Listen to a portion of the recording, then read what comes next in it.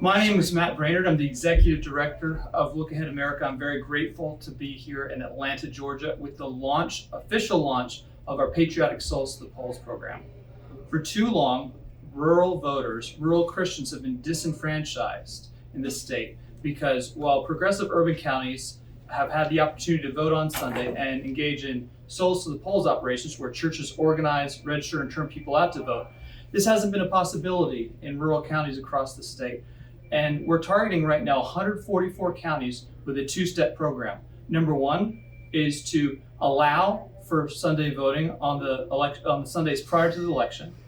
And second is to get these churches engaged so that all of their congregants are registered to vote, and to give them the option of, as a group, voting on Sundays, much as they do with the Souls to the Polls program in urban counties. So we hope to overcome this disenfranchisement, get more of these rural Christian voters engaged.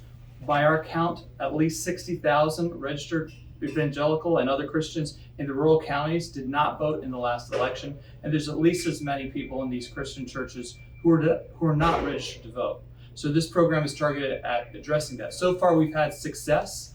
Two of the largest rural counties that we've targeted have already changed their laws to allow Sunday voting. That's Cherokee County and Hall County. We've got more counties in the queue, but that's really the easier part of this. The harder part is going to be getting engaged with the churches, getting them to engage in voter registration among their congregants, and then on those Sundays, getting their flock together to all go and vote, and then maybe have a potluck or a barbecue or something like that afterwards. So it's another great opportunity for community within the church, but in a way that's very important because we've seen in many places in the country with the recent COVID pandemic, churches getting shut down.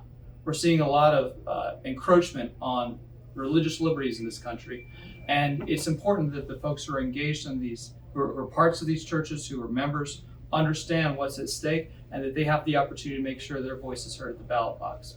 So with that, I would like to introduce some of our very honored guests here that have been very helpful in advancing this program to the state. I'd like to first introduce State Representative Wes Cantrell. Thank you. Thank you. Thank you. You know, last year in Georgia, only 16 of our 159 counties allowed Sunday voting. And SB 202, our Elections Integrity Act, directly addressed this issue because we had very inconsistent application of the law prior to the passage of SB 202.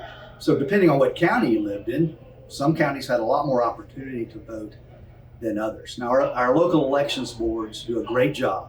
It's a thankless job.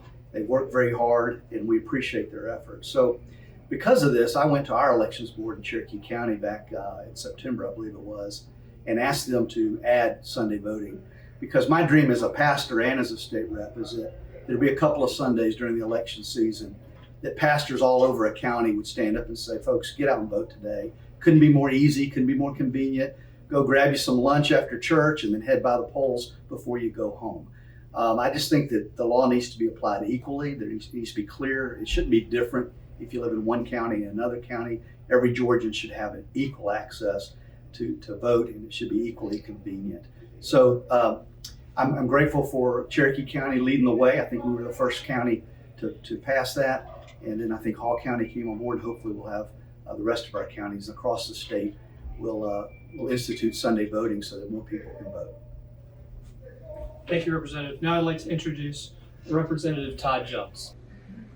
I'm hoping for some divine intervention, but I want to thank Pastor Wes Cantrell. He said it perfectly. This is all about access. It's ensuring that every Georgian has the same opportunity to get to the polls, and that should be 7 days a week.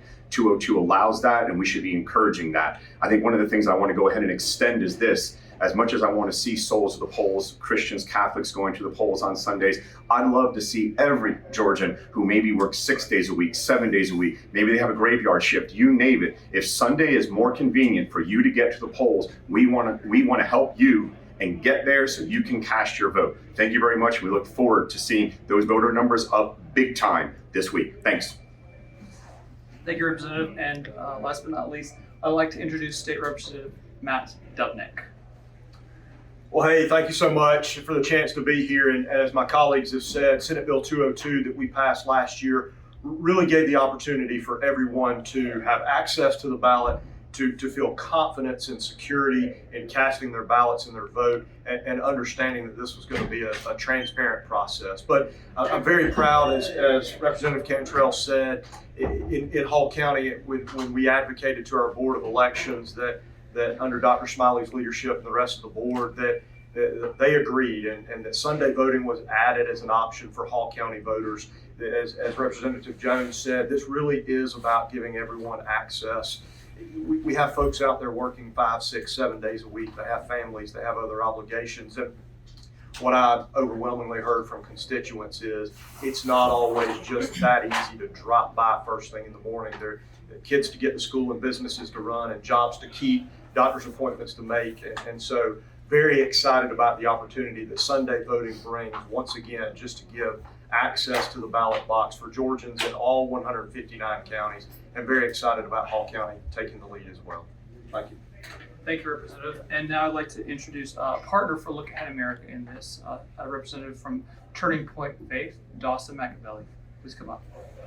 Thank you so much. I'm Dawson Mancabelli with Turning Point Faith. I'm the Peach Territory rep. We're so grateful and excited for this partnership with Look Ahead America. As we saw over the past 2 years, churches being shut down. And the idea of allowing the voter to have more access and more opportunities to cast their vote for elected officials that won't shut their churches down and keep the liquor stores open. We actively and aggressively want to pursue that here in the state of Georgia. At Turning Point Faith, we hope to civically engage faith communities. And so that looks like voter registration drives. That looks like hosting potlucks after a Sunday early vote for churches to congregate and to go out and cast their vote. Biblical principles are lacking in every major institution except for the church. And we wholeheartedly believe that the church should be in the town square. We wholeheartedly believe that the church should have a say in the culture. And so we hope to stand up for that. So thank you very much. Thank you, Dawson. And now I'd like to introduce our state volunteer coordinator who helps us harness and direct our volunteers, our many volunteers here in the state of Georgia, whom we're depending on, going to the State Board of Elections where they live, encouraging them to allow Sunday voting, and then returning to their own churches to encourage their fellow congregants to organize, to get registered, and to go vote together as a faith community on those Sundays where elections are allowed to happen right before the big day of the general election day. So with that, I'd like to introduce Jennifer Ray Vliet. Here, I'll hold your sign for you. It's a wonderful sign. Thank you, Matt. I just want to say what a privilege it is to be a part of Look Ahead America as the state volunteer coordinator. And for this great state of Georgia, we have an incredible group of volunteers that love their peach state and love this country. And I just would like to send a warm invitation out to any patriotic American who would like to be a part of history in the making. And you can do that by going to lookaheadamerica.org. Thank you. So with that, yeah, very well said. Yeah, I encourage anybody who wants to participate in this program to go to lookaheadamerica.org and go to volunteer, and we'll get you engaged, especially if you're here in Georgia, specifically in this project. As I mentioned, 60,000 registered churchgoers in rural counties who didn't vote in the last election. Another 60,000 who aren't registered at all but do attend churches. Imagine what a difference it could make if we had 120,000 more patriotic Christian voters participating. And I think that's very important for our democracy and very important for the future of the state of Georgia and the country as a whole. So thank you for joining us. Do we have any questions? Yes.